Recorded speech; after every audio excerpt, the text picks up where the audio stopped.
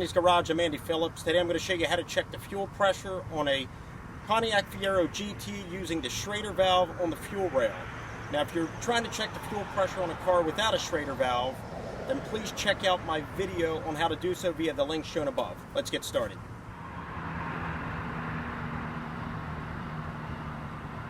The first thing you're going to need is a fuel pressure testing kit. I have this one here I picked up at Harbor Freight. You can get them at any auto store. They're fairly inexpensive.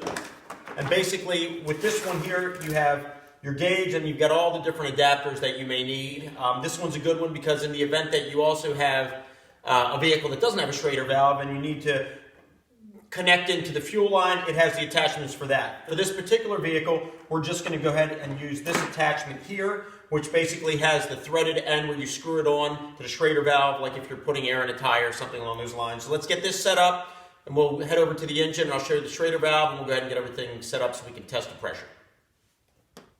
Okay, here's the engine, and you'll notice right down there, that's the Schrader valve. That's where we're going to screw into there on the fuel rail, and then we'll connect the gauge to that.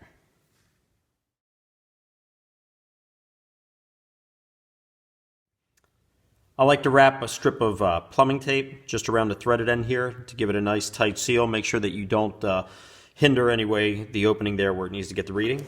And then we can go ahead now and just screw this in here and attach it.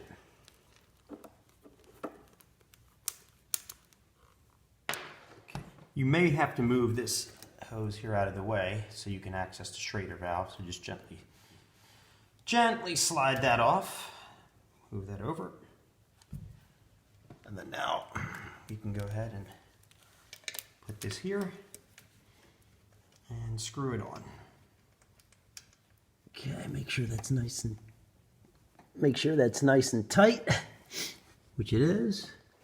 So we've got everything connected here. We have our gauge here ready to go. So let's go ahead and test the pressure. We'll go ahead and let the fuel pump prime, and then we'll also start it and see what we get.